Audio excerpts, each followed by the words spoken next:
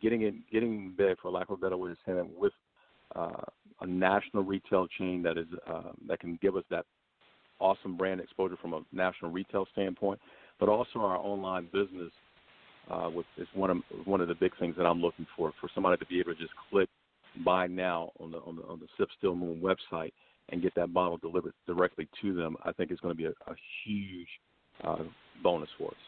So I think they go hand in hand. I think one gives us the exposure, but I think having access to our product is probably the biggest benefit that I'm looking for in the next year.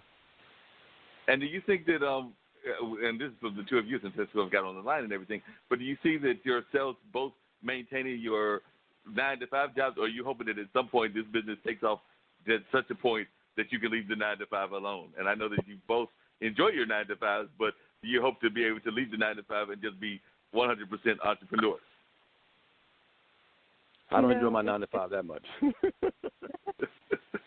No, but the thing is that, we all had been in our roles for decades before we got involved with this. And what's been good is that while I know normally you would expect that all of us would be clamoring for that day when either collectively or one by one we could leave what we're doing as our day job and do this, and that really hasn't been our focus. In fact, this is the first conversation that we have had about that being a primary objective, because it's not. I mean, what we really are trying to do is to build a company, to build a brand, to reinvest our profits into growing it further, because quite frankly, we have dreams even beyond Still Moon. The company is actually, the parent company is Down South Beverage Company. And so we have dreams of other beverage lines and other product lines that may leverage the Still Moon brand or other brand names. And so, we're not focused on, okay, when do the sales get to be big enough that we can quit our day job? We're just trying to reinvest and keep growing this thing to make it into a significant corporation. But I've imagined that all of you are also probably involved in trying to get, and not force them into the industry, but we've had this conversation with several of the entrepreneurs that we've had, as well as several of the creatives and even some of the activists, because that's what we consider kind of our primary focus on this show. But I'm thinking that y'all are probably all trying to think about generational wealth as well, because I don't care what the business is. I would even argue Allison's business with her PR probably fits it within that generational wealth as well, which is maybe that you don't want to get the kids involved in the business, but you want to be able to help provide opportunities, whether that's them coming into the business or whether that's them using the business as a tool to create their own business. Right. I mean, definitely when we all started thinking about entrepreneurship, our focus was on building a legacy. And that is definitely still something of interest. But at the same time, I think that we all know that, we don't know exactly how the end point is going to play out here. And, it may be that we end up growing so large that we need to make sure that we've got someone in who has the training, the expertise, the experience to run a beverage company or to run a food company. And while there are one or two of our children who are putting themselves on that track, they're not necessarily doing it with a focus to then take this over. They're out there getting their experience at major companies, major corporations across the country. And I'm sure you're right, at some point we may tap them to get involved. But right now we're just focused on product development and finding new accounts and getting people to know about the brand and just really putting the best product out there that we can. But it seems like y'all have done a wonderful job. I want Dean to play another spot for me real quick, and then I'll come back to all three of you and everything. But before I let y'all go on that, if you could give me the website and how people can get in touch with you one more time that are listening, because, we'll also be re-airing it on Skyhawk tomorrow at 2 o'clock. So if you just let folks know how they can reach out to you as they're listening and learning about this wonderful product. Okay. You want that now? Yes, please. Okay. Yep. So it's sipstillmoon.com. SIP, stillmoon.com. .com. And again, that's really because this is the original sipping shine. This is not something that, this is something that you really want to savor. So sipstillmoon.com. From there, we have a contact form so that you can email us. We have all of our social media linked to that that site, and so you can get from there to our Facebook page, our Instagram, our Twitter, all of our accounts. So that's definitely the easiest way. Okay. And Allison, before I have Dean run with at least one more spot, I think I had a call come on my personal phone that I need to return back to them because I think that they were the third guest or the fifth guest. I've lost track of the numbers. But what did you think of social media? Because they mentioned social media a couple of times, and I was wondering how effective is social media as a marketing and PR tool? Allison. Social media is extremely important, especially for a product. There's so many ways that you can get your message out other than just saying this is our product. It's like they're doing on their website with sharing recipes. So it's just being creative and posting content, and then obviously using targeted ads that you can do through social media to target your market. And there's all different ways that you can figure that out, but you can really get down very niche, which is great. So you know specifically who's seeing that ad, and versus if you were to do a TV ad where you're just hoping that somebody sees it. This is a great way to really hone in on who you want to see your ad. Also, Instagram stories are huge, Facebook stories now. There's so many different ways that you can get your message out and have other people share. So when other people are trying the product and they're making, drinks with it, and whether it's a Moscow Mule or a summer drink, they're now tagging the company in it, and then you can share it to your story. So it's such a powerful tool.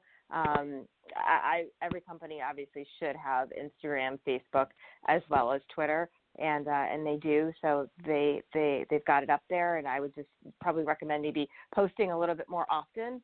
When I was quickly taking a look at it, but you can have amazing pictures too, and the bottle is gorgeous. It's not your typical mason jar, as you had mentioned. So I keep posting and keep having different topics and different items that you can promote and have engaged with other people too. Because one of the things I found fascinating, like I said, I still want Dean to run that one other spot, but one of the things I found really fascinating is that we just did an event at Hayti. I was a young man. Now, he was doing his art show, and I do sometimes think that not so much the seasoned veteran entrepreneur like these people are and like some of our other guests have been, but I do sometimes think that our young people get too caught up in only using social media as their marketing tool, because they'll oftentimes come up to me, and you got to remember, and the other people on the line will know this, but Hayti is an event center, so they'll post and they'll get thousands of hits on Facebook. Now, given some of these hits might be in Croatia, they're really pumped up about the fact that they've got tens of thousands of hits, and they're thinking that they're going to have a large audience, and then they only get like 30 people or like 40 people or something of that nature. So I do sometimes think that particularly our young entrepreneurs get too caught up on some of our social media as a crutch without using the rest of the media plan. Not so much the seasoned veterans like what we have here and like what we've had on some of our other shows, but I do sometimes think that our young people sometimes get too caught up on social media. Would you agree with that, Allison? I do agree, and I think that even business owners, you see, especially if you want to reach out to social media influencers to help promote your product, something that we always say is they could have, 1 million likes or 1 million followers, but where are they organic or are they paid? Because sometimes they get, paid likes. So you want to look at engagement. How many comments are they getting? Are they real comments? Or are they, as we call them, bots, where it's just somebody will just say, great, amazing, love it. So you really want to dive into to see, are they connecting with their audience? And sometimes we actually tell clients to go for influencers that don't have a huge following. We call them nano influencers or micro influencers, because their audience is smaller, but they're way more engaged with them. So I do think that you have to look at the big picture, and you can't rely just on social media, and don't just get, blown away by the likes or followers, because that doesn't always mean anything. Exactly. Dean, can you drop me 2 spots? Because I think I had a call, and I need to see if they're going to call in the next 15 minutes. So if you could do that, I'll call them, and then I'll call right back in. Hey, listen, we want to thank you for having us on. Thank you. No problem. I was glad to have you. Okay. Are you enjoying the smoothest conversation in podcasting? Straight Talk with Dean and Mark. Hi, this is DJ Smooth Jazz, syndicated radio host and co-owner of Portfolio Group LLC, your smooth jazz lifestyle and entertainment group with offices in Durham, North Carolina. Portfolio Group LLC specializes in promoting the lifestyle of smooth jazz listeners with the promotion of smooth jazz events and the distribution of African American owned wines. For more information, portfoliogroupllc.com, or you can swing by my secondary site, djsmoothjazz.com. Now back to Straight Talk with Dean and Mark. Bass players, best thing you can do for your overall sound. You've got to see this. New Basstone Incorporated makes Nightwalker bass guitar tube preamps. This preamp will give your sound such a boost, it's just incredible. Try it today. Try it today now. A great sounding bass guitar will make for a great sounding band. Make your band sound at its best. Best thing you can do for your bass guitar sound. NewBassTone.com. NewBassTone.com. Hi, we're the Goo Goo Dolls. We're fortunate that our daughters have what they need to grow and learn. But that isn't the case for nearly 13 million kids in the U.S. that struggle with hunger. Childhood hunger is a heartbreaking reality that Feeding America is working to change. Each year, the Feeding America network of food banks rescues billions of pounds of good food that would have gone to waste and provides it to families and children in need. You can help kids in need in your community by visiting feedingamerica.org. Brought to you by Feeding America and the Ad Council.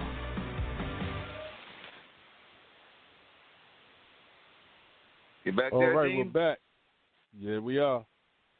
All right, cool. Yeah, we're back to continue the conversation. I think the Drink Still Moon folks might have left the building, but definitely Allison is still here. So, Allison, what are some of the other advices that you would give to people that are into just marketing in general? We talked about some of the things that people can do wrong, like doing too much dependability on social media, but what are some of the other things that you have found that people make as a mistake in terms of doing their social media and in terms of doing business in general? I'm sure there are tons of mistakes that you have observed that you try to steer your clients away from. Oh, yes.